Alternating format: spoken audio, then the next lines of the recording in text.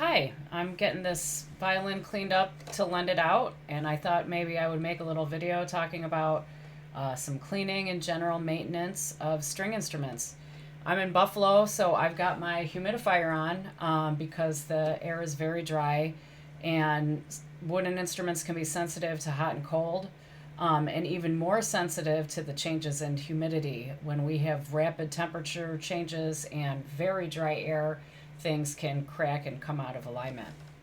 So I've got my heat on, I've got my humidifier going, and I have my ER Pfretzschner violin. It's a 1976 instrument.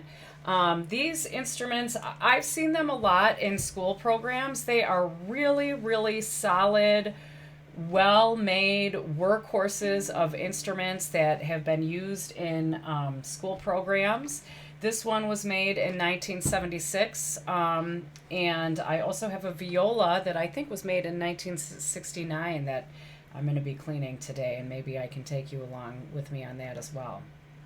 So this is a full-size violin, and again, I'm getting it ready to lend out to a friend. So the first thing I'm going to do is I've accumulated some rosin dust, right? We put rosin on the bow hair to help the bow hair grip the string, and then we get dust accumulating on the wooden of the body. So I'm going to just very carefully wipe off that dust, because that rosin dust can be good to make sure your bow hair produces a good sound, but it can eventually stick to the varnish of the instrument and ruin the varnish. So what you can get microfiber cloth specifically for instrument cleaning. What I like to use, especially in school programs where I need a lot of them, is I go to the dollar store and I buy my little baby washcloths, and that's what this is. I'll rip off the tag here. And I'm just going to get all the rosin dust off, being careful of the bridge, the most fragile part of all of the violin. And the bridge is not glued on, but just held on by the pressure of the strings. So it can move around, again, especially with those changes in humidity and temperature and everything. So what I'm going to do, and it's a little hard to see on camera, but I'm going to make sure the bridge is lined up the way it should be, that the feet are flush with the body of the instrument. And this bridge is very well placed. This bridge is not from 1976. This is a much newer bridge. I had the bridge replaced by a local luthier.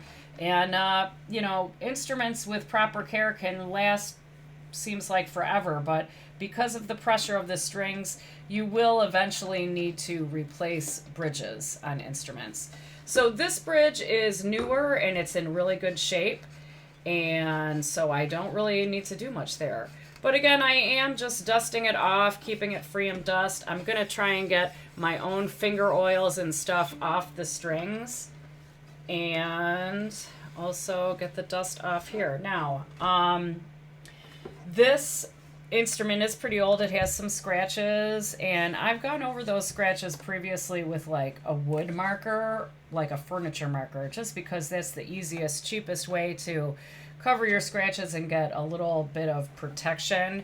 But it's an older instrument. It has some character, so I'm not going to bother trying to make it look cosmetically perfect, which I think if I wanted to do that, it would involve sanding some of the older varnish, bringing it to level, and putting on new varnish.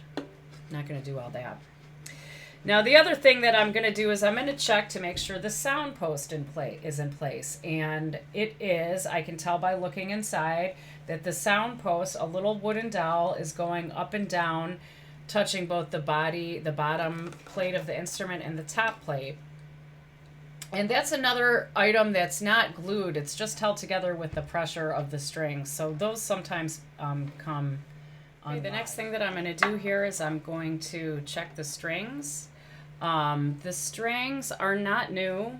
As I'm looking at the G, D, and A strings, these are Tomasket dominant strings, and that's a really good string, a really quality string, a very popular string.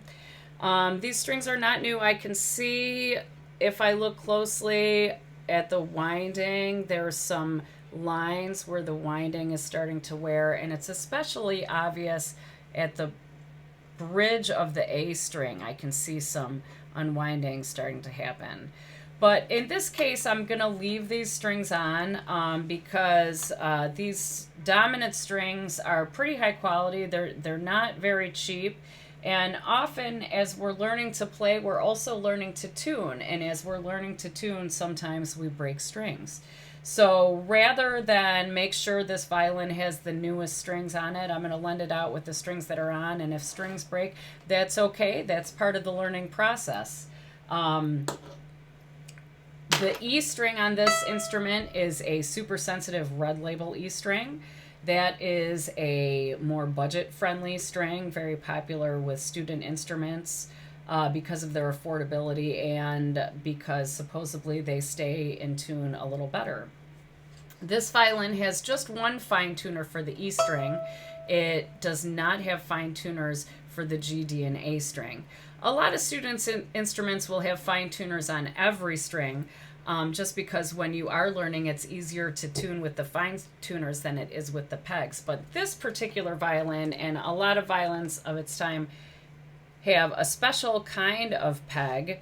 This one is called a Roth Kaspari peg, and it has a little screw inside the peg which changes the tension of the peg in the peg box. Often, people learning to play the violin will find pegs difficult to use for tuning, especially again in the Northeast winter when we have changes in temperature and changes in humidity. The wood contracts and expands. Pegs will either become too loose and slip, or they will get stuck. But these screws allow the user to change the tension to supposedly make it a little easier to tune with the pegs.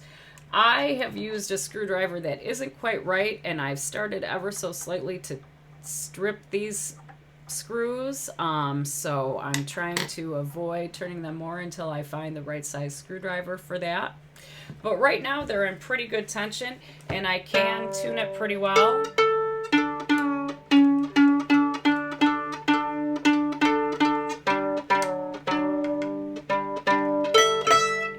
On the A string, I have the fine tuner. So the very last thing I'm going to do is I'm going to make sure that this chin rest, I almost called it a jaw rest because especially with my younger students, I call it the jaw rest, even though its official name is the chin rest, because it's not your chin that goes in there that would put the instrument right in front of you. It's your jawbone that really rests in there. Anyways, these can come loose, and I can tell this one is a little loose. So I'm just going to tighten here a little bit. I'm just going to use a paper clip to tighten it a little bit to make sure it's not loose. I'm making sure that the paper clip does not go all the way through. It looks like I did go all the way through at one point and scratch this a little bit in the finish here. And this violin, again, a real nice older instrument that I just love so much. I think, oh, I should sell it, I should part with it. But luckily, I found a friend who wants to borrow it. So now I can feel good about it getting used, but I don't quite want to part with it. So I am hoping they have a wonderful journey with this violin, looking to learn the violin. One last neat feature that you see in old student school instruments from this time period is this N button, which is more than just an N button. This N button is actually a whistle, which will give you a A440 to tune to. I'm going to blow through it. I don't recommend blowing through the tuning N-pin whistles you find at your random garage sale, estate sale violins. But this one has been in my possession for over 15 years, so I feel good about putting my lips on it. So if I bring up this N button and blow through it,